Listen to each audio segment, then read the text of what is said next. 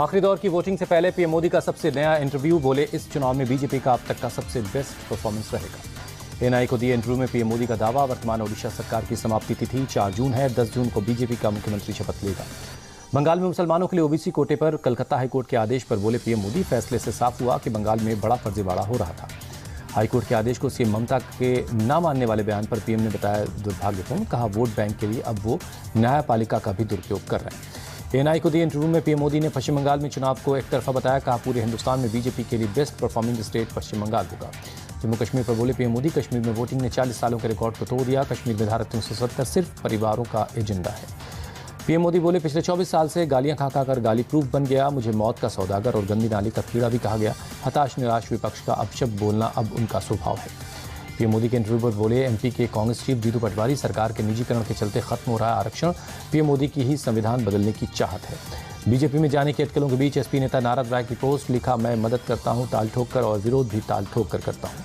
बलिया में एसपी नेता और पूर्व मंत्री नारद राय ने अपने समर्थकों के बीच अपने अपमान का मुद्दा उठाया। चुनाव में साइकिल को ताला लगाने की अपील की।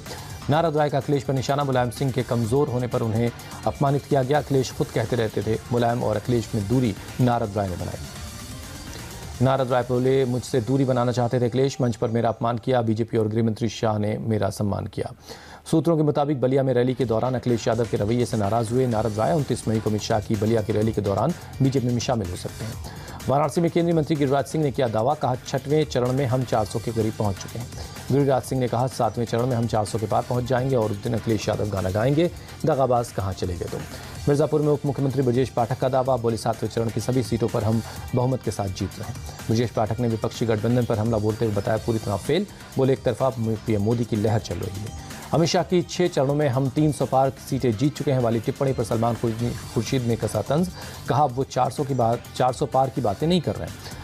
अमित शाह के बयान पर मनोज झा का पलटवार। कहा, 2014 में कांग्रेस मुक्त देश की बात कर रहे थे, अब खुद बीजेपी कांग्रेस युक्त हो गई है। विपक्षी पार्टियों से गए लोग मंत्री बन रहे हैं। पीएम मोदी के इंस्टा वीडियो पर राहुल गांधी और तेजस्वी यादव की कमेंट चैट। राहुल बोले, पीएम नर्वस दिख रहे हैं।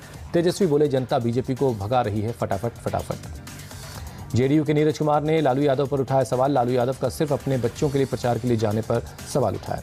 पटना में बोली, आरजेडी नेता रोहिणी आचार, मुझे गालियां दी गई, चलाए गए डंडे, मुझे खरोच भी आई तो बीजेपी जिम्मेदार होगी। पीएम से लेकर रूडी और बिहार सरकार की जिम्मेदारी होगी। कोलकाता रैली में बोली सीएम ममता बनर्जी, अगर हम सीपीएम को उखाड़ फेंक सकते हैं तो हम बीजेपी को भी उखाड़ फेंकेंगे, ये हमारा वादा है। ओडिशा के बालासोर में केंद्रीय मंत्री धर्मेंद्र प्रधान ने किया रोड शो, समर्थकों का हमला हुजूम।